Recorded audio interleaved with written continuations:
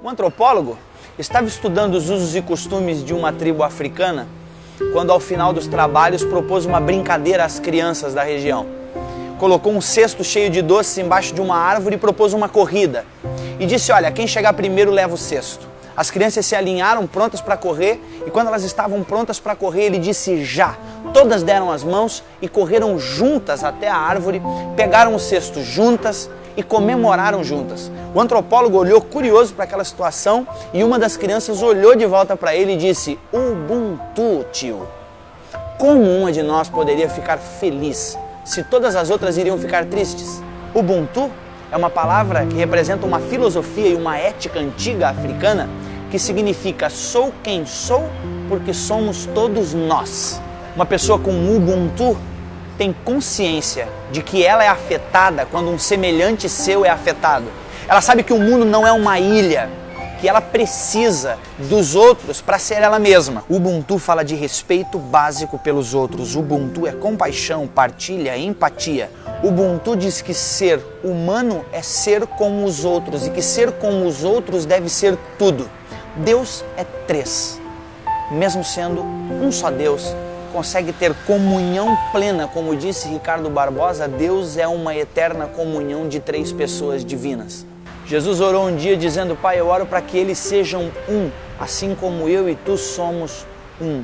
Esse conceito de unidade, de pluralidade única, de sermos indivíduos unitários, mas plurais ao mesmo tempo, é algo que me chama muito a atenção em Jesus. As pessoas olham muito para o fato de Jesus andar sobre as águas, multiplicar pães e peixes, assim como ele demonstrava poder e autoridade nesses atos, chama mais atenção a compaixão. O fato de Jesus chorar a morte de um amigo como Lázaro, o fato de Jesus certamente lacrimejar ao ver mulheres sendo arrastadas pelas calçadas, prostitutas sendo arrastadas para serem apedrejadas, isso sim mostra compaixão, mostra esse espírito Ubuntu, esse espírito caridoso, misericordioso da parte de Jesus para com as pessoas. Eu acredito inclusive que Jesus se importa com as pessoas, Deus se importa justamente por um único motivo, para nos ensinar que nós, seres humanos, devemos nos importar uns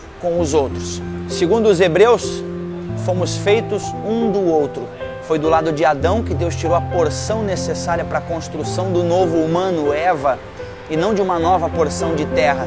Deve vir de lá do Éden ou de algum outro lugar muito antigo essa vontade necessária, nossa, de ser sempre nós, de ser sempre junto, de ser sempre pares.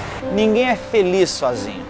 Ninguém brinca sozinho, ninguém joga bola sozinho, ninguém nasce sozinho, ninguém faz amor sozinho, ninguém é igreja sozinho, ninguém vai para o céu sozinho. A plena e mais completa realização humana reside, inclusive, num triângulo amoroso, eu, Deus e o outro.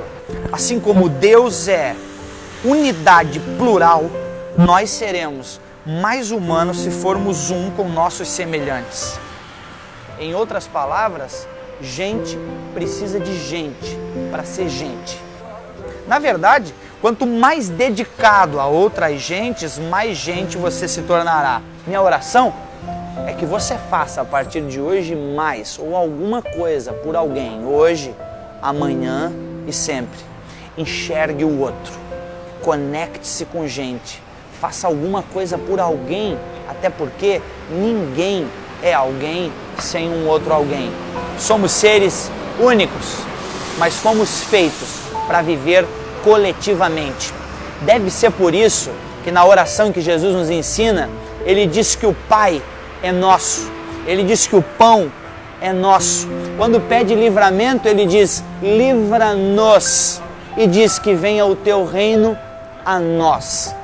Nós é realmente uma mensagem que precisa não estar só na nossa boca, mas precisa estar dentro do nosso coração. Você precisa, para ser gente, estar diretamente ligado com vínculos de amor, de amizade, de afeto com outra gente. Vire-se para o ser humano e pratique sua fé nele. Ubuntu para você.